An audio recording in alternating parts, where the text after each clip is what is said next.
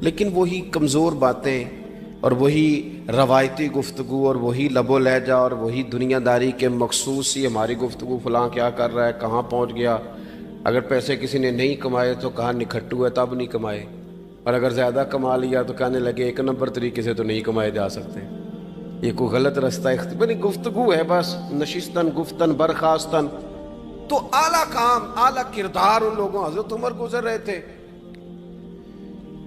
تو غلام ساتھ تھا، ایک شخص کو دیکھا کہ مدینے کے باہر خیمہ لگایا ہوا ہے، بھئی خیریت ہے، یہاں خیمہ کو لگایا؟ کہنے لگا امیر المومنین سے ملنے آیا ہوں، رات ہو گئی تھی تو سوچا یہیں قیام کر لیتا ہوں، صبح ان سے ملوں گا۔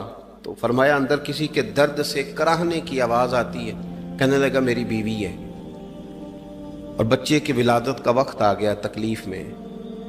حضرت عمر دوڑے گھر گئے، اپنی اہلیہ سے کہنے لگے نیکی کمانے کا ارادہ ہے؟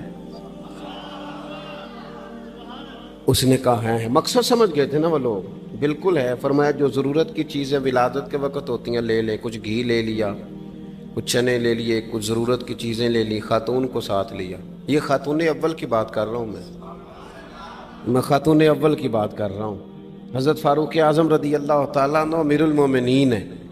حضرت عمر نے اپنی اہلیہ کو ساتھ لیا، جہاں وہ شخص تھا وہاں آئے، اہلیہ نے حضرت عمر کے ذمہ کام لگایا، آگ جلا لیں، یہ تیل لے لیں، فلاں فلاں چیز گھی میں ڈال لیں، بنانی شروع کر دیں۔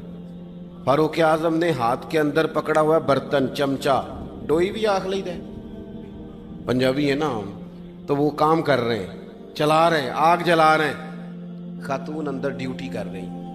تو وہ شخص جو تھا نا جس کی بیوی تھی، وہ کہتا ہے میں 2-3 دفعہ کا غلام ادھر آ، فلانی چیز بتا۔ میرے ذہن میں یہ تھا کہ امیر المومنین نے کو بندہ کھڑا کیا آنے جانے والے مسافروں کا خیال کرے۔ میرے ذہن 2-4 دفعہ میں نے اپنے لفظوں میں بات بھی کہہ دی، لیکن جب اندر میرے بچے کی ولادت ہوئی تو اندر سے میری بیوی بولی اور حضرت عمر کی اہلیہ بولی اور بول کے کہنے لگی امیر المومنین مبارک ہو، آپ کے دوست کو رب نے بیٹا دیا ہے۔ وہ شخص کہتا ہے میں باہر کھڑا تھا، وجود تڑپ گیا، آنکھیں برس پڑی، کبھی نہیں رویا تھا پر کیفیت عجیب بن گئی، کوئی تقریر نہیں سنائی، کوئی اعلیٰ شعر نہیں انہوں نے پڑھا، میں نے جوں لے کر ان کے سر سے پاؤں تک دیکھا، میں نے کہا یہ وہی شخص ہے جس کا نام لے تو کیسر و کسرا کانپ جاتے ہیں، یہ وہی شخص ہے۔ میں نے جمعے میں کہا تھا کہ روب کپڑوں کا نہیں ہوتا، روب تو دیانتداری کا ہوتا ہے۔ ہاں بڑا مال کما کے لوگوں نے بنائی ہوتی ہے کار کوٹھی، تو بندے کھڑے ہو کے کہہ دیتے ہیں 2 نمبر طریقے سے آیا ہے، اور 13ویں-14ویں گریڈ کا ملازم ہو تو اس کے سامنے بہت بڑا افسر ڈر رہا ہوتا ہے، یار بندہ دیانتدار ہے، یہ رشوت نہیں لیتا، سفارش نہیں مانتا، یہ میرٹ پہ کام کرتا ہے۔ تو روب تو آپ کی دیانتداری کا ہے، آپ کی سچائی کا ہے۔ اپنی زندگی میں جو لوگ مقصد سمجھ گئے، مقاصد پا گئے، کچھ کر گئے، ہم ذرا الجھ گئے ہیں۔ پہلے اتنا شاندار مکان بناتے ہیں، پھر مرنے کو کس کا دل چاہے؟ اتنی محنت کر کے جو ہے وہ کوٹھی بنائی ہے تو اب چھوڑ کے کون جائے؟ وہ تیار بیٹھے تھے، انہیں نبی کریم نے کہا تھا کن فی الدنیا کانک غریب او عابر السبیل، تم نے مسافروں کی طرح رہنا ہے۔ او میرے بھائی، کبھی دیکھا ہے ایئرپورٹ پہ مسافر لڑتا ہو کہ میں نے یہ جگہ خریدنی ہے؟ اسے پتہ ہے کہ ابھی فلائٹ آنی ہے، میں نے تو چلے جانا ہے۔ ریلوے اسٹیشن پہ جو جگہ ہوتی ہے وہ خریدنے کے لیے لوگ رٹا نہیں ڈالتے، انہیں پتہ ہے پہلی ٹرین سے چلے جانا ہے۔ بس سٹاپ پہ جھگڑے نہیں ہوتے کہ یہ کرسی میری ہے، جانا جو ہے مٹی دیں تے مٹی رہنا ہی، ایویں کادی بلے بلے، اج مٹی دے اتے بندے آتے کل مٹی دے تھلے۔ اتنا زیادہ مقصد نہیں نا جب سمجھتے تو بے چین ہے، بے قرار۔ بعض لوگوں نے اتنے پیسے جمع کر لیے کہ اتنے کھا نہیں سکتے، اتنی ضرورت نہیں، لیکن اس کے باوجود ہے کہ وہ دوڑ ختم ہونے کا نام ہی نہیں لے رہی۔ حضرت صدیق اکبر رضی اللہ تعالیٰ عنہ امیر المومنین ہے۔ بادشاہوں کے بڑے بات ہوتی ہے، ہمارے ملک میں ایسے بھی بادشاہ گزرے ہیں کہ جو سفر پہ جاتے تھے تو خانسا میں بھی لے جاتے تھے، باورچیوں کو بھی لے کے جاتے تھے کہ کھانا میری مرضی کا ہونا چاہیے۔ حضرت ابوبکر صدیق نے پانی مانگا، امیر المومنین، تو صحابہ نے نہ شہد ملا پانی پیش کیا، کوئی اتنی لمبی بات تو نہیں، لیکن صدیق اکبر رو ہی پڑے، اور اتنا روئے کہ ہجکیاں بن گئیں۔ لوگ کہتے ہیں پتہ نہیں تھا کس بات پہ رو رہے ہیں، پر ہم بھی رو پڑے۔ حضور آپ کیوں روتے ہیں؟ تو آپ فرمانے لگے یار مجھے آسانیوں میں مبتلا کرنے لگے ہو، مجھے ان دنیا کی لذات میں الجھانے لگے ہو۔ میں حضور کی بارگاہ میں بیٹھا تھا تو اللہ کے رسول فرما رہے تھے پیچھے ہٹ جا، پیچھے ہٹ جا، پیچھے ہٹ جا۔ میں نے پوچھا حضور آپ کس کو کہہ رہے ہیں؟ تو حضور فرمانے لگے دنیا میرے پاس آئی تھی، وہ قریب کرنا چاہتی تھی مجھے، تو میں نے اسے کہا پیچھے ہٹ جا، میرے نیڑے نہ آنا، دور ہٹ جا۔ تو ہٹ تو گئی ہے، پر جاتی دفعہ کہہ گئی ہے سونیا آپ تو بچ گئے ہیں، پر آپ کے بعد والے کیسے بچیں گے؟ تو مجھے سینے سے لگا لیں، گلے سے لگا لیں، مقصد اپنا سمجھیں، اعمال کا حسن پیدا کریں۔ اگر انسان کا مقصود مال کمانا ہے تو اگر مال مل گیا تو اس کے بعد پھر کیا کرے گا؟ کسی نے طے کر لیا تھا کہ بہت بڑی گاڑی اور بہت بڑا بنگلہ مجھے چاہیے، تو وہ بنگلہ اسے مل گیا، گاڑی آ گئی۔ اب تو مقاصد چونکہ طے نہیں ہوتے، تو جو چیز انسان چھوٹا سا مقصد طے کرتا ہے وہ اسے حاصل ہو جاتا ہے۔ میں نے ملک سے باہر جانا ہے، گھر سیٹ کرنا ہے، ساتھ والا پلاٹ لینا ہے، ہو گیا سارا کچھ، تو اب وہ پھر انسان بے چین ہو جاتا ہے، پریشان رہتا ہے، کہتا ہے سمجھ نہیں آتی مطلب مقصود کیا ہے۔ اللہ تبارک و تعالیٰ نے تو ایک تنکا بے مقصد پیدا نہیں کیا، اتنا سونا انسان کیسے بے مقصد پیدا کر دے؟ تو رب کریم نے ہمیں بتایا کہ مقصد تو تمہارا ہے، مقصد ہے الذی خلق الموت والحیات لیبلوکم ایکم احسن عملا۔ اس نے موت اور حیات اس لیے پیدا کی ہے تاکہ پتہ چلے تم میں اچھے عمل کون کرتا ہے، تم کس قدر زیادہ اپنے رب کی عبادت کرتے ہو، کس قدر زیادہ حسن اخلاق کا مظاہرہ کرتے ہو، کس قدر زیادہ لوگوں کی خدمت کرتے ہو، کس قدر زیادہ تم دین کی تبلیغ میں، اشاعت میں، ابلاغ میں، ترویج میں کردار ادا کرتے ہو۔ با مقصد تمہیں بنایا، با مقصد اچھا ترین عمل تم میں سے کون کرتا ہے، اس لیے موت اور حیات پیدا کی تھی کہ تم نے ستھرے سے ستھرے اعمال، بہتر سے بہتر کردار، اعلیٰ سے اعلیٰ تمہارا انداز زندگی۔ دیکھیں ہم نے لوگوں کے ساتھ مل کے رہنا ہوتا ہے، بہت ساری چیزیں ایسی ہوتی ہیں کہ جو تکلیف کا سامان بنتی ہیں۔ اب انہی لوگوں کے ساتھ اللہ نے ہمیں مل کے رہنے کا حکم دیا، ان کے حقوق ادا کرنے کا حکم دیا، تو ساتھ ساتھ نا درگزر کا بھی کہا، معافی کا بھی کہا۔ جب انسان معافی کر دینے والا ہو جاتا ہے، درگزر والا ہو جاتا ہے، تو پھر وہ بڑا ہو جاتا ہے، بڑے دل والا ہو جاتا ہے، بڑے حوصلے والا ہو جاتا ہے، بڑے ضرب والا ہو جاتا ہے، اس کی زندگی حسین ہوتی۔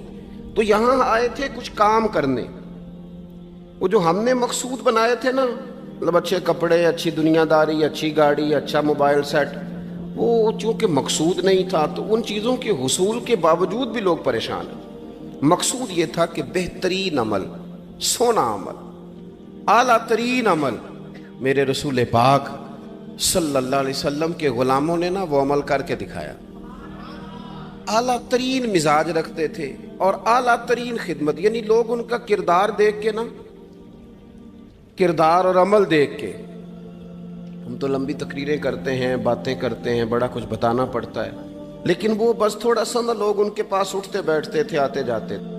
اتنی دوڑ ہے کہ آگے بڑھ کے اور لینا ہے، اور لینا ہے، حال میں مزید کا رٹا، وہ سمجھ گئے ہم نا اڑے ہوئے ہیں۔ بہت سارے لوگ ایسے ہیں جنہیں صحیح بات کا پتہ چل گیا ہے، وہ فیصلہ کرنے میں دیر کر رہے ہیں، انہیں سمجھ آ گئی ہے کہ بہتر یہی ہے کہ میں وقت پہ مسجد آیا کروں، انہیں سمجھ آ گئی ہے بہتر یہ ہے کہ سویرے اٹھ کے نا واٹس ایپ بعد میں دیکھوں، پہلے قرآن پاک کی زیارت کر لیا کروں۔ سمجھ انہیں ہے، سمجھ ہے کہ باتیں زیادہ کرنے سے بہتر ہے درود و سلام زیادہ پڑھا جائے، پتہ انہیں ہے، وہ فیصلہ ہی نہیں کر رہے، ارادہ نہیں بنا رہے، توجہ نہیں کر رہے۔ جب بہت زیادہ بندہ دنیا داری میں الجھ جاتا ہے نا، بہت زیادہ، آسانیاں تو بندے کو جینے نہیں دیتی۔ پہلے انسان کہتا ہے کہ موٹر سائیکل ہو جائے نا تو چلو سفر آسان ہوگا، پھر موٹر سائیکل کہتا ہے ٹائر 2 ہیں، 4 ٹائروں والی ہونا، چلو مہران ہی ہو جائے خیر ہے، لیکن مہران میں بیٹھتے ہی اسے خیال آتا ہے کہ اس کی تو سیٹیں تنگ ہیں، پھر اس سے بڑی گاڑی چاہیے۔ یہ روز دوڑ ہے، بانج فقیروں کسے نہیں ماریا، اے ہوئی چور اندر دا، یہ دوڑ ہے، یہ ختم۔ حضرت ابوبکر صدیق رضی اللہ تعالیٰ عنہ امیر تھے، ہمیں تو نا جی ایک سے ایک کھانا، اور آج یہ نہیں کھانا، آج میری مرضی کا کھانا، یہ میری مرضی کا، یہ میرے بچے کی مرضی کا، یہ فلانے کی مرضی کا۔ وہ خواہشات کا انبار، اور نفس بچے کی طرح ہوتا ہے، خواہش پوری کرو تو فوراً ہی دوسری بھی بتا دیتا ہے، دوسری پوری کرو تو تیسری کی بھی خبر دے دیتا ہے۔ ہم نا چونکہ الجھ جاتے ہیں، پھر وہ الجھاؤ ہمیں باہر نہیں نکلنے دیتا۔ اگر تھوڑا تھوڑا کر کے، میرا مطلب یہ ہے کہ زندہ رہنے کے لیے روٹی کھانی ہے نا۔ مثلا روٹی کا لطف کتنی دیر ہوتا ہے، جتنی دیر منہ میں چباتے ہیں، اس کے بعد ختم۔ تو کپڑا تو پہننا تھا بدن چھپانے کے لیے، اس میں وہ کدھر سے آ گئیں ساری کہانیاں جو آج بن گئیں۔ اور اتنے میں نے عجیب و غریب نظام دیکھا ہے کہ نوجوان ہے، اچھا بھلا سیاںا آدمی، کپڑے اس نے تازے سلوائے ہیں، اور 99 لوگوں نے کہا ہے صحیح لگ رہا ہے، تو صرف ایک نے کہا ہے نہیں ٹھیک لگ رہا، وہ پریشان ہو جاتا ہے، کہتا ہے اس کا کچھ کروں۔ کیوں؟ اس لیے کہ یہی سارا مقصود سمجھ لیا ہے، کپڑے پہننا، اسی میں الجھ جانا۔ میں اکثر دوستوں سے کہتا ہوں، میں خود کسی دوسرے کی بات نہیں کرتا، بہت زیادہ عمر نہیں میری، میں خود جایا کرتا تھا، شادی کوئی آ گئی تو 2-3 دن پہلے ابا جی کہتے تھے پرانے جوتے کچھ گنڈوا لا، کچھ پالش کرا لا، توڑے میں ڈال کے جانا موچی کے پاس، اس نے کچھ سیٹ کر دینے۔ اب کہاں رہ گیا جی یہ کام، چھٹی نہیں ہو گئی، اب کون سا ایسا سلسلہ ہے؟ وہ جو کہیں سے کپڑا تھوڑا پھٹ جاتا تھا نا، تو اماں اس کو اس طرح پیوند کراتی تھی کہ ڈیزائن بھی بن جاتا تھا اور کام بھی چل جاتا۔ کدھر گیا وہ دور؟ لیکن تکلیف دیکھ لیں آج پہلے سے زیادہ ہے، لڑائی پہلے سے زیادہ ہے، آزمائش پہلے سے زیادہ ہے۔ کیوں؟ جتنی بھی خواہشات آپ بڑھاتے جائیں گے نا، مقصد فوت ہوتا جائے گا۔ جتنی بھی مقصود سفر کرنا ہے، گاڑی دکھانا تو مقصود نہیں نا، لیکن ہمیں وہ والی گاڑی چاہیے کہ لوگ ایک دفعہ انگلی منہ میں ڈالیں کہ وہ اس گاڑی پہ بیٹھا ہوا ہے۔ ہم مقصد سے پیچھے ہٹیں گے جب پھر تکلیف میں آئیں گے، پھر آزمائش۔ زندگی میں ہم نے جو چیزیں مینج کی ہیں وہ ساری دوسروں کے لیے ہیں، ہمارے لیے کوئی شے بھی نہیں۔ ولیمے پہ گئے تاکہ برادری راضی ہو جائے، تعزیت کے لیے گئے تاکہ محلہ راضی ہو جائے، فلانا کام کیا تاکہ لوگ جو ہیں وہ میرے حق میں ہو جائیں۔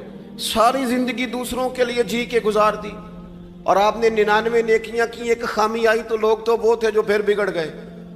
بہتر نہیں بندہ رب کو ہی راضی کرے۔ واللہ ورسولہ احق ان یرضوا، اللہ اور اس کے رسول کا زیادہ حق ہے کہ انہیں راضی کیا جائے، ان کا زیادہ حق۔ اپنی زندگی میں معاملات کو ترتیب دیں، ایک مخصوص ذہن بنائیں، اتنا سویرے قرآن شریف پڑھنا ہے، اتنا درود پاک، اور یہ راز ہو ہمارا اور ہمارے رب کا، یہ راز ہو، اتنی دیر مصلی پہ بیٹھنا ہے۔ میرے ایک دوست ہیں ڈاکٹر صاحب، میں بیٹھا تھا تو وہ ایک شخص کو کہہ رہے تھے تیرے دل میں کچھ باتیں ہیں نکال دے تاکہ تیری ٹینشن ریلیز ہو جائے، تیری صحت ٹھیک ہو جائے گی۔ تو بندہ کہہ رہا تھا اچھا ٹھیک ہے ڈاکٹر صاحب۔ تو میں نے کہا کہ اگر آپ اجازت دیں تو ایک بات میں بھی کر لوں؟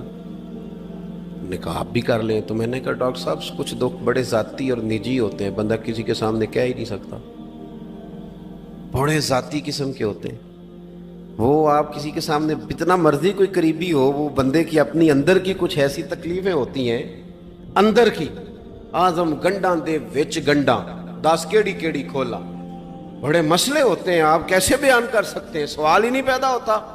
تو کہنے لگا پیر صاحب حال تو ہوگا نا؟ میں نے کہا بالکل ہے، ہمیں ہمارے دین نے دعا سکھائی ہے، جو کسی سے نہیں کہہ سکتے وہ اپنے رب سے کہہ دو، اللہ کے حضور عرض کر دو، کشکول طلب دراز کر کے کہہ دو مالک یہاں پریشان ہوں، وہ بڑا کریم ہے، عطا بھی کرے گا اور پردہ پوشی بھی فرمائے گا۔ اپنے اللہ کے ساتھ اپنا تعلق مضبوط کریں، اپنی زندگی میں حسن اعمال کا پیدا کریں، اعمال کا، کہانیوں کا نہیں، باتوں کا نہیں، تصویروں کا نہیں، نئی سے نئی پکچر کا نہیں، اعمال کا، اور خوبصورت ترین طریقہ ہو۔ دیکھیں نا، مشکل سے بھی تو نماز پڑھنی ہے نا۔ سویرے ابا بڑے غصے میں تھے تو پھر مجھے اٹھنا ہی پڑا، تو اس طرح بھی تو پڑھنی ہے۔ تو اگر بندہ ذوق سے اٹھے اور ذرا سونا کر کے وضو کرے اور ذرا صحیح کر کے مصلی بچھائے اور سجدہ کرے تو ذرا ذوق سے کرے، مجھے سوز دے، مجھے ساز دے، مجھے نیم شب کا نیاز دے، دم سجدہ خود کو میں توڑ دوں، مجھے ایسا ذوق نماز دے۔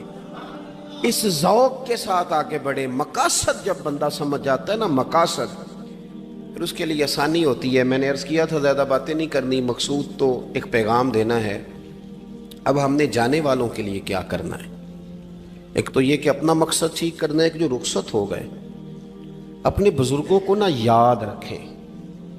اصل کام ہے ان کو بول کے بتائیے. سال کے بعد ختم بڑی اچھی بات ہے، سسماہی ششماہی سیماہی سب ٹھیک ہے، ان کو یاد رکھیں.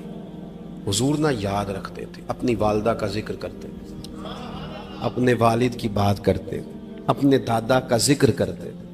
اپنے جانے سیدہ خدیجہ الکبریٰ رضی اللہ تعالیٰ عنہ وصال کر گئیں تو حضرت عائشہ کہتی ہیں حضور اکثر گھر میں ان کا ذکر کرتے تھے. اپنے بزرگوں کو یاد رکھیں، ان کا ذکر کریں. ان کو نا والد کے لیے نا والد ہونا شرط ہے، پی ایچ ڈی ہونا شرط نہیں. والد کے لیے والد ہونا شرط ہے، مفتی ہونا شرط. والد ان پڑھ بھی ہو تو بچے کو سمجھانے کا سلیقہ سے اللہ اسے عطا کاری دیتا ہے. ماں بالکل ان پڑھ بھی ہو تو بچوں کو سمجھانے کا طریقہ اللہ اسے ان سے سیکھیں. میرے والدہ اور والدہ دونوں اپنا نام نہیں لکھ سکتے تھے، تو میں اپنے دوستوں سے کہتا ہوں مجھے کبھی موقع ملے تو میں کئی جلدوں میں کتاب لکھ سکتا ہوں اپنے ماں باپ. اس لیے کہ وہ جو ہمیں سکھا گئے، جو بتا گئے، وہ انہی کا خاصہ تھا. تو اپنے ایک تو جانے والوں کو یاد رکھیں. دوسرا ان کے لیے دعا کریں تو درد سے کریں، سونی کر کے کریں، صحیح کر کے کریں، اکیلے بیٹھ کے کریں. دعا کا سب سے زیادہ تعلق آپ کے دل کی آواز کے ساتھ ہوتا ہے. اور جس طرز میں حضور نے ہمیں حدیث سکھائی ہے نا، اس رنگ میں کبھی آپ حدیث کو سیکھیں، سمجھیں نا. حضور فرماتے ہیں جس طرح دریا میں ڈوبنے والا سہارا تلاش کرتا، دریا میں اسے کتنی کو جلدی ہوتی ہے، غوطے لگ رہے ہوتے ہیں. وہ اس طرح کا نہیں ہوتا کہ میں عصر کی نماز کے بعد پھر آؤں گا تجھے نکالنے، اس طرح تو نہیں نہ ہوتا. دریا میں ڈوبنے والا جس طرح کشتی سہارا تلاش کرتا ہے، حضور فرماتے ہیں اس طرح قبر میں جانے والا دعاؤں کا انتظار کرتا ہے. آپ نے دیر کر دی دعا مانگنے میں، ختم دلانے میں دیر کر دی. کت صبح شام ہمہ وقت دعا. ابھی آپ آیتیں سن رہے تھے سورہ ابراہیم کی، اللہ نے نماز میں رکھ دی ربنا اغفر لی ولوالدی وللمؤمنین یوم یقوم الحساب. ایک تو انہیں یاد رکھیں، خوب دعا کریں. اور دوسرا کوشش کریں کہ وہ جو نیکیاں کرتے تھے وہ نیکیاں بھی جاری رہیں. جن لوگوں سے ان کا اچھا تعلق تھا وہ تعلق بھی قائم رہے. یہ بھی کوشش کریں کہ ان کے لیے صدقات و خیرات کریں، اور قیمتی صدقہ دیں. قیمتی، میں بات ختم کرنے لگا ہوں بس. قیمتی صدقہ دیں، قیمتی. 15 تولے سونا گھر میں پڑا ہوتا ہے، قیمتی ہوتا ہے نا. کبھی کسی نے چوک میں بتایا کہ آج 15 تولے سونا میرے گھر میں پڑا ہے؟ بولو نا، لگتا ہے تو 10 چھڑنا ہے. اگر گھر میں 50 لاکھ روپے کیش پڑا ہو تو چوک میں گلی میں آ کے آپ بات کریں کہ گھر میں پیسے پڑے ہیں. کیوں؟ کہ وہ قیمتی ہیں، کوئی لے نہ لے. تو یہ جو 5000 مسجد دیکھ کے سارے محلے کو بتاتے ہو یہ بھی صدقہ تھا، یہ بڑا قیمتی چیز تھی. یہ بتانے والا نہیں تھا، یہ تو نیکی تو قیمتی تھی. قیمتی چیز جو ہوتی ہے وہ تو چھپائی جاتی ہے کہ بتائی جاتی ہے. یہ جو بیٹیاں ہیں نا اسلام کی مائیں بہنیں، یہ قیمتی ہیں. اس لیے اسلام انہیں کہتا ہے تم گلیوں اور چوکوں میں آنے والی نہیں، قیمتی چیزیں گھر کے اندر رہا کرتی. تم قیمتی چیزیں ہو، تمہارا وجود قیمتی ہے. تم کبھی ماں ہو، کبھی بیٹی ہو، کبھی بہن ہو، کبھی بیوی ہو، قیمتی ہو. اس لیے تمہیں اسلام کہتا ہے کہ گھر کے اندر رہو گی تو تمہاری قیمت رہے گی. کچھ چیزیں ایسی ہیں جو چوکوں میں گلیوں میں پھیل جائے تو ان کی قیمت نہیں رہتی. اس لیے تمہیں کہا جاتا ہے کہ گھر میں رہو. یہ جو تمہیں چوکوں میں لاتے ہیں یہ تمہیں بے وقت کرنا چاہتے ہیں، بے قیمت کرنا چاہتے ہیں. انسان تھوڑی دیر کے لیے، اگر تھوڑی دیر کے لیے غور کرے تو بڑے بڑے جانور انسان سے بڑے طاقتور ہیں، لیکن اللہ نے ان کی نکیل انسان کے ہاتھ میں تھما دی.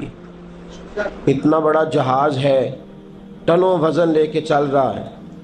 انسان کے بس کی بات نہیں کہ وہ کئی لوگ لگ کے بھی اس کو اٹھا سکیں، لیکن اللہ نے اس کے قبضہ و اختیار میں کر دیا ہے.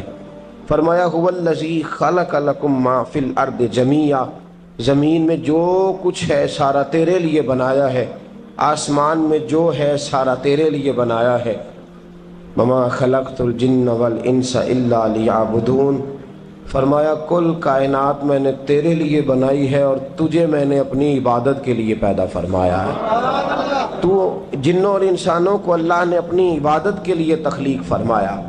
مقصد زندگی، مقصد تخلیق، دنیا میں آنے کا مقصد اولین اور مقصد آخرین اللہ کی عبادت، اللہ کی معرفت، اللہ کی طرف توجہ، اللہ کی طرف رجوع، یہی ایک مقصد تھا انسان کے آنے کا۔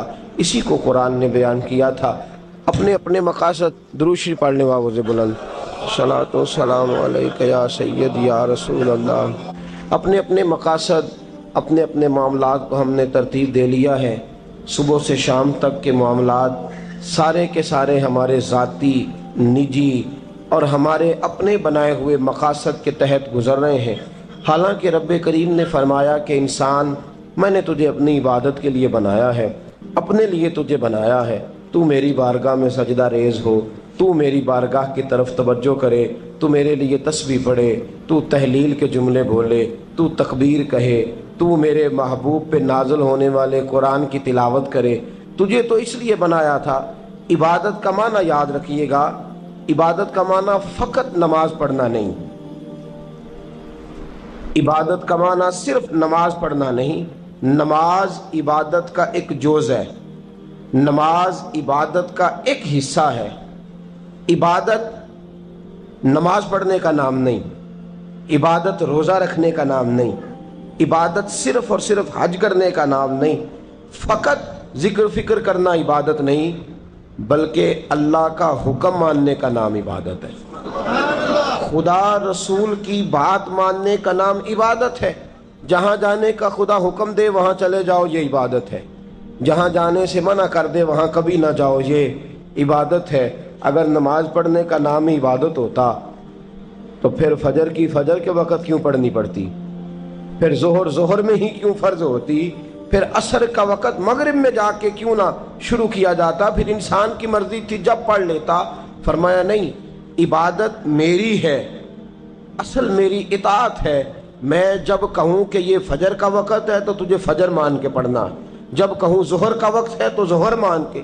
ہم نے عبادت کو مخصوص کر دیا، مسجد میں چلے جانا، نفل پڑھ لینا، کچھ دیر قرآن شریف پڑھ لینا، کچھ دیر اللہ کی عبادت کر لینا، کچھ دیر ذکر اذکار کر لینا، اس کا نام عبادت ہے۔ اور باہر نکل کے بے شک جھوٹ بولے، باہر نکل کے بے شک غیبت کرے، باہر نکلے اور کم تولے، باہر نکلے اور اپنی من مرضی کرے، تو یہ عبادت نہیں۔ اس لیے کہ ہم اس خدا کے ماننے والے ہیں جو صرف مسجد میں نہیں ہوتا، بلکہ جلوہ تیری ذات کا کو بکو ہے، میں جدھر دیکھتا ہوں ادھر تو ہی تو ہے۔ ہمارا خدا صرف مسجد میں نہیں ہے، اللہ ہر جگہ ہے۔ جے میں تینوں اندر جانا پھر مقید جانا، جے میں تینوں باہر سمجھا اندر کون سمانا، اندر بھی تویں باہر بھی تویں وچ بلا کون نمانا۔ اصل بات یہ ہے کہ جب خدا ہر جگہ ہے تو اللہ تبارک و تعالیٰ کا حکم ہر جگہ ماننا ہے، ہر جگہ اطاعت کرنی ہے، ہر لحاظ سے۔ رب کی بات ماننے کا نام عبادت ہے، اللہ کی، اس کے رسول الپاک صلی اللہ علیہ وسلم کی بات ماننے کا نام، توجہ ہے آپ کی میری بات پہ؟ عبادت کا مفہوم سمجھیے گا، عبادت کا مفہوم سمجھیے گا۔ ہمارا وہ دین نہیں جو پنڈتوں، جوگیوں، راہبوں کا مذہب ہے کہ جنگلوں میں نکل جاؤ، تسبیح لے لو، میں کھٹکتا ہوں دل عالم میں کانٹے کی طرح اور تو فقط اللہ اللہ اللہ۔ یہ مذہب نہیں۔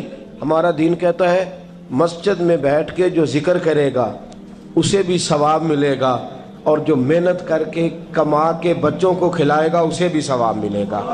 ہمارا دین یہ کہتا ہے جو مسجد میں بیٹھ کے قرآن پڑھے گا اسے بھی ثواب ملے گا، اور جو گلی میں پڑا ہوا کانٹا اٹھا دے گا اسے بھی اللہ اجر عطا فرمائے گا۔ اللہ کا حکم ماننا، اللہ کا حکم ماننے کا نام عبادت۔ محمود غزنوی کے پاس ہیرا ہے، محمود غزنوی کے بڑے غلام تھے تو ایک بڑا پیارا تھا اسے، آپ جانتے ہیں اس کا نام کیا تھا؟ ایاز محمود غزنوی کو بڑا تو حسد شروع ہو جاتا ہے ہر جگہ، اللہ ماشاءاللہ۔ لوگ کہنے لگے بادشاہ ہر وقت اسی کو پیار کرتا رہتا ہے، ہر وقت اسی کی طرف توجہ کرتا رہتا ہے۔ بادشاہ نے ایک دن آزمانا چاہا، اتنا ہیرا تھا، موٹا ہیرا بادشاہ کے پاس۔ بادشاہ نے ایک وزیر صاحب کو بلایا، کہا یہ اینٹ پکڑو، ہیرے پہ مارو، اسے توڑ دو۔ کہنے لگا بادشاہ بات تیری ٹھیک ہے پر بڑا قیمتی ہیرا ہے، کیوں تڑوا رہے ہیں آپ؟ مال خزانہ میں رکھ دیں، کام آئے گا، کسی نہ کسی جگہ پہ استعمال ہو جائے گا، آپ کیوں اس کو تڑوانے کی ضد کر رہے ہیں؟ بادشاہ سلامت نے کہا اچھا تم نے ٹھیک مشورہ دیا، میں ہی جذبات میں آ گیا تھا۔ ایک دوسرے آدمی کو بلایا، اس کو کہا یہ ہیرا توڑنا ہے۔ اس نے کہا بادشاہ مجھے لگتا ہے پوری دنیا میں اتنا موٹا ہیرا تیرے پاس ہے، کسی اور کے پاس نہیں ہوگا۔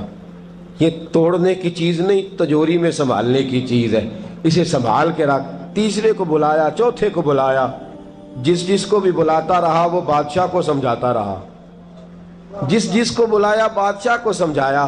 ایاز کی باری آئی، کہا ایاز ادھر آ، توجہ ہے آپ کی؟ ایاز ادھر آ، یہ ہیرا تو توڑ دے۔ اس نے اینٹ پکڑی، زور سے ماری، ہیرا توڑ دیا۔ بادشاہ کہنے لگا بڑا بیوقوف ہے بھئی تو، یہ سارے میرے خیر خواہ تھے، مجھے سمجھاتے رہے اور تو نے خیال ہی نہیں کیا، میں بیوقوف تھا تو تو بھی ساتھ ہو گیا، توڑ ہی دیا۔ کہنے لگا بادشاہ غلطی ہو گئی، مجھ سے غلطی ہو گئی، مجھے نہیں توڑنا چاہیے۔ اس نے کہا اچھا چل چھوڑ، ایک بات بتا، تیرے سامنے جو سب مجھے مشورے دے رہے تھے تو نے کیوں نہیں دیا؟ میں نے تجھے کہا توڑ دے، کیا لفظ ایاز نے کہے، کمال کر دی۔ کہنے لگا بادشاہ میرے دل میں خیال آیا ہیرا ٹوٹتا ہے تو ٹوٹ جائے، میرے بادشاہ کا حکم نہیں ٹوٹنا چاہیے۔ یہ ٹوٹتا ہے تو ٹوٹ جائے، یہ کرچی کرچی ہوتا ہے تو ہو جائے، خزانہ خالی ہوتا ہے تو ہو جائے، لیکن میرے مالک کا حکم نہیں ٹوٹنا چاہیے۔ بادشاہ میں ہر چیز توڑ دوں گا پر میں تیرا حکم نہیں توڑ سکتا۔ بس دوستو یہی عبادت ہے، بلا مثال و بلا تشبیہ بات سمجھیے گا۔ جس نے خدا کا حکم توڑ دیا اس نے عبادت نہیں کی، اور جس نے خدا کا حکم اچھا آؤ نماز کے لیے، دکان کا وقت ہے، گاہک بھی زیادہ آ گئے ہیں، رش پڑ گیا ہے، اب تھوڑا وقت مشکل ہو جائے گا، ذرا تھوڑی دیر میں پڑھ لوں گا۔ ہیرا ٹوٹتا ہے تو ٹوٹ جائے، گاہک آنے کا سلسلہ ٹوٹتا ہے تو ٹوٹ جائے، روزی آنے کا سلسلہ ٹوٹتا ہے تو ٹوٹ جائے۔ مسلمانوں خدا کا حکم نہیں ٹوٹنا چاہیے، رسول اللہ کا فرمان نہیں ٹوٹنا چاہیے۔ میرے رسول پاک صلی اللہ تعالی علیہ وسلم کا اقبال نے کیا کہا؟ کہنے لگا اے طائر لاہوتی، اس رزق سے موت اچھی جس رزق سے آتی ہو پرواز میں کوتاہی۔ کہا خدا کا حکم نہ توڑ بیٹھنا، اور عبادت بھی جس کو اللہ کہہ دے وہ عبادت ہے۔ ایک بندہ زوال کے وقت نماز پڑھنے کھڑا ہو جائے تو ہو جائے گی، کیوں؟ نماز نہیں پڑھ رہا؟ اچھا میں آپ کو روایت سناتا ہوں، شیر خدا مولا کائنات حضرت علی المرتضی رضی اللہ تعالیٰ عنہ فرماتے رسول پاک صلی اللہ علیہ وسلم نے ہمیں منع فرمایا جب عید الفطر کا دن ہو یا عید الاضحیٰ کا دن ہو تو تم نے کیا کرنا ہے؟ فجر کی نماز پڑھنی ہے، اس کے بعد اشراق چاشت نہیں پڑھنی، فجر سے لے کر عید کی نماز تک درمیان میں کوئی نماز نہ پڑھنا۔ جب عید کی نماز ہو چکے پھر تمہیں اجازت ہے جتنے مرضی نفل پڑھو، لیکن فجر سے لے کر عید تک تم کوئی اور نماز نفل درمیان میں نہ پڑھنا۔ حضرت علی المرتضی شیر خدا کا زمانہ ہے، عید کا اعلان ہو گیا، عیدگاہ میں لوگ کٹھے ہو رہے ہیں، ایک شخص دوڑا دوڑا آیا، اس نے آ کے نماز کی نیت باندھ لی۔ توجہ ہے آپ کی؟ میں نے کہا عبادت ہے خدا کا حکم ماننے کا نام۔ حضرت علی رضی اللہ تعالیٰ عنہ نے نماز کے بعد اس شخص کو بلایا، فرمایا ادھر آ، تجھے نہیں پتا کہ جب تک عید کی نماز نہیں ہوتی کوئی اور نفل نہیں پڑھیں گے؟ کہنے لگا جی میں نے نماز ہی پڑھی ہے، کوئی جرم کیا ہے؟ نماز پڑھی ہے نا، میں نے سجدہ کیا ہے، کوئی جرم ہے؟ حضرت علی نے تلوار نکال لی، فرمایا جو مصطفیٰ کی سنت توڑ کے نفل بھی پڑھے گا میں اس کا بھی سر قلم کر دوں گا، جو رسول پاک کے حکم کے خلاف عبادت بھی کرے گا اس کو بھی قتل کر دیا جائے گا۔ توبہ کر۔ یاد رکھیے گا عبادت خدا رسول کی بات ماننے کا نام ہے۔ آپ سویرے 8 بجے اٹھ کے کھڑے ہو جائیں کہ میں نے تو فجر پڑھنی ہے، فجر کا وقت 8 بجے نہیں ہوتا، وہ گزر گئی 4 بجے، 4:15 بجے ہو چکا۔ ایک شخص شام 7 بجے کھڑا ہو جائے کہے جی میں تو ظہر کی نماز 7 بجے پڑھا کروں گا، یہ کیسے ممکن ہے؟ اس کا وقت تو 2 بجے کے راؤنڈ اباؤٹ ہے، تجھے اسی وقت ادا کرنی۔ یاد رکھیے گا عزیز ساتھیو، عبادت اللہ کا حکم ماننے کا نام ہے، لیکن عبادت کی بہت بڑی جو ایک رکن ہے، عبادت کا بہت بڑا جو ایک جز ہے وہ نماز پڑھنا۔ بہت بڑا جز۔ حضرت محمد بن ابی بکر حضرت صدیق اکبر کے صاحبزادے رضی اللہ تعالیٰ عنہ کیا فرماتے ہیں؟ فرماتے ہیں مسلمانوں بڑے نصیبوں والے ہو، بڑے نصیبوں والے ہو، تمہیں تو اللہ کی بارگاہ میں جانے کے لیے اجازت ہی نہیں لینی پڑتی، اللہ نے تمہارے لیے دروازہ ہی کھول دیا ہے۔ جب دل کیا، وضو کیا، نماز کی نیت باندھی، اللہ کے دروازے کھل گئے، اور بغیر کسی ترجمان کے تم نے اپنے رب سے بات کرنی شروع کر دی۔ عبادت ایسی نعمت ہے، اللہ کی بارگاہ میں کھڑے ہونا، سجدہ کرنا اتنی بڑی فضیلت کی بات ہے۔ یہ حدیث میرا خیال ہے آپ کو کبھی بھولنی نہیں چاہیے۔ سید عالم نور مجسم شفیع معظم صلی اللہ علیہ وسلم نے فرمایا، بتاؤ اگر کوئی کسی کے گھر مہمان جائے تو میزبان اس کے ساتھ کیا سلوک کرے گا؟ تو صحابہ کہنے لگا، یا رسول اللہ جتنا میزبان اچھا ہوگا اتنا ہی اچھا سلوک کرے گا، جتنا وہ اعلیٰ ہوگا اتنا ہی اعلیٰ سلوک کرے گا، جتنا وہ عرفہ ہوگا اتنی ہی اس کی بات بھی بڑی ہوگی۔ نبی پاک صلی اللہ علیہ وسلم نے فرمایا، جو مسجد جاتا ہے وہ اللہ کا مہمان ہے، جو مسجد جاتا ہے وہ اللہ کا مہمان ہے۔ فرمایا میزبان کے ذمے ہے کہ مہمان کے اوپر رحمت کرے، کرم کرے۔ فرمایا جب تو مسجد جاتا ہے تو خدا بھی رحمتوں کے دروازے کھول دیتا ہے، اللہ تیرے لیے فضل کے دروازے کھول دیتا ہے۔ نبی پاک صلی اللہ تعالی علیہ وسلم نے فرمایا، جب تو اپنے گھر سے مسجد جانے کے لیے ابھی نکلتا ہے، ابھی تو گیا نہیں، ابھی تو نکلا ہے، فرمایا تو نے سیدھا پیر اٹھایا ہے تو تیرا ایک درجہ بلند ہو گیا ہے، تو نے الٹا قدم اٹھایا ہے تو تیرا ایک گناہ معاف ہو گیا ہے، پھر تو نے سیدھا قدم اٹھایا ہے تو تیرا ایک درجہ بلند ہو گیا۔ اپنی اپنی طبیعت ہے نا۔ حضور نے حدیث سنائی، حضرت سیدنا اسید بن حزیر رضی اللہ تعالیٰ عنہ دیہاتی آدمی تھے، مسجد نبوی سے دور گھر تھا، مسجد آنے جانے کے لیے گدھا رکھا ہوا تھا، گدھے پہ بیٹھ کے مسجد آتے تھے، نماز پڑھ کے اسی پہ بیٹھ کے لوٹ جاتے تھے۔ جس دن حضور نے فرمایا نا ایک قدم پہ ایک گناہ معاف ہوتا ہے، ایک قدم پہ ایک نیکی ملتی ہے، گدھا گھاری چھوڑا ہے۔ صحابہ کہنے لگے یار دور کا تیرا سفر ہے، تو آرام سے گدھے پہ آ جا۔ کہنے لگے کیوں؟ میں کیوں گدھے پہ آؤں؟ میں تو روز پیدل آؤں گا، تم سب کے تھوڑے تھوڑے گناہ معاف ہوں گے، تھوڑے تھوڑے درجے بلند ہوں گے۔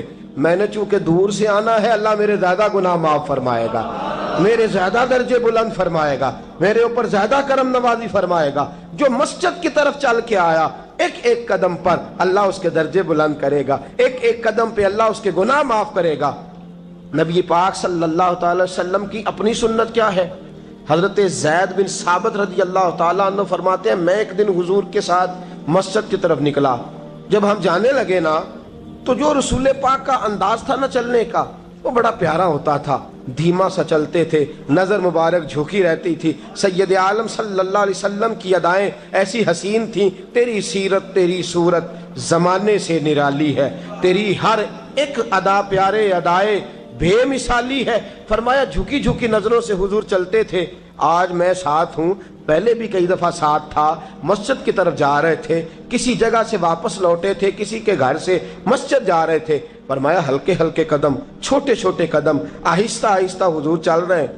فرماتے ہیں میرے دل میں بار بار خیال آتا کہ یہ حضور کا چلنے کا وہ انداز نہیں جس انداز میں حضور چلتے ہیں۔ چلتے پہلے بھی دھیما ہے، چلتے پہلے بھی بڑا پروقار ہے، لیکن آج کچھ زیادہ ہی آہستہ چل رہے ہیں، آج قدموں میں زیادہ ہی ٹھہراؤ آ گیا ہے۔ فرماتے میں بے چین تھا، میرے دل میں تصور تھا، جرت نہیں کرتا تھا پوچھ لوں، اے پائے نظر ہوش میں آ، یہ کوہ نبی ہے، آنکھوں سے بھی چلنا یہاں بے ادبی ہے۔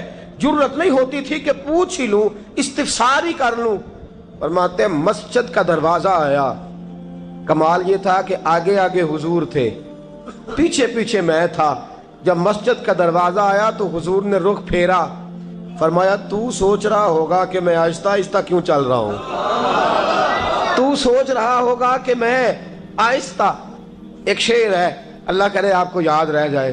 میں بریلی شریف حاضر ہوا تو میں نے، ہمارے ایک شیخ تھے حضرت صدر العلماء علامہ تحسین رضا صاحب رحمۃ اللہ علیہ، میں نے ان سے کہا حضرت جی کو تازہ شعر لکھ کے دیں مجھے، تازہ تو کہنے لگے لو تازہ شعر آیا ہے، ابھی لکھا ہے۔ اعلیٰ حضرت فاضل بریلوی کے بھائی تھے مولانا حسن رضا، ان کے پوتے ہیں مولانا تحسین رضا رحمت اللہ تعالیٰ علیہ، 2008 میں آپ کا وصال ہوا۔ تازہ شعر لکھا، کہنے لگے علم غیب رسول کے منکر اس حقیقت کو بھول جاتے ہیں۔ اللہ کرے آپ شعر کے حسن کو سمجھیں، اور جو شعری ذوق کے لوگ ہیں وہ سمجھے کہ بات کہاں سے چھیڑی ہے، کہاں تک گئی ہے۔ علم غیب رسول کے منکر اس حقیقت کو بھول جاتے ہیں۔ غیب مانا کہ راز ہے، لیکن راز اپنوں سے کب چھپاتے ہیں۔ علم غیب رسول کے منکر اس حقیقت کو بھول جاتے ہیں۔ غیب مانا کہ راز ہے، لیکن راز اپنوں سے کب چھپاتے ہیں۔ حضرت زید بن ثابت رضی اللہ تعالیٰ عنہ فرماتے رخ پھیرا اور حضور نے فرمایا تو سوچ رہا ہوگا کہ سونے آج بڑے دھیمے دھیمے قدم چل رہے ہیں، بڑا آہستہ آہستہ قدم اٹھا رہے ہیں۔ حضور نے فرمایا جو مسجد کی طرف چل کے جاتا ہے اللہ کی رحمت آگے بڑھ کے اس کا استقبال کرتی ہے، اور فرمایا جتنے قدم زیادہ ہوتے ہیں اتنے درجے بھی زیادہ بلند ہوتے ہیں۔ میں اس لیے آہستہ آہستہ آیا ہوں کہ اللہ میرے زیادہ درجے بلند فرما دے، اس لیے آیا ہوں کہ زیادہ درجے مسجد میں، اس لیے آہستہ۔ عبادت کی فضیلت دیکھیں، گھر سے بندہ چلے، ابھی پتہ نہیں مسجد میں وضو کرنا ہے اس نے، ابھی پتہ نہیں 2 رکعتیں پڑھے گا کہ 4 پڑھے گا۔ فرمایا عبادت کے لیے نکل بھی پڑے تو اللہ اس کے درجے بلند کرنے شروع فرما دیتا ہے۔ درجے بلند ہونے شروع ہو گئے۔ بنو سلمہ قبیلہ ہے، محلہ ہے، بنو قریظہ یہودیوں کا محلہ تھا، اس کے بعد بنو سلمہ مسلمانوں کا محلہ تھا، اور تقریباً آج کے حساب سے 1.5-2 کلومیٹر کا فاصلہ تھا مسجد نبوی سے۔ پیدل چل کے آتے تھے لوگ، کتنے کلومیٹر؟ پیدل چل کے آتے تھے، وہاں سے پیدل آتے تھے نماز پڑھنے۔ مسجد نبوی کے ساتھ یہودیوں کے مکان تھے، انہوں نے وہ جگہ خالی کر دی۔ بنو سلمہ قبیلے کے لوگوں نے چاہا کہ ہم جگہ کو خرید لیں۔ نبی کریم علیہ السلام کو پتہ چلا، حضور نے بلایا، فرمایا مجھے پتہ چلا ہے تم مسجد کے قریب آنے لگے ہو، ویسے ایک بات میرے دل میں ہے، میرا دل کرتا ہے کر دوں۔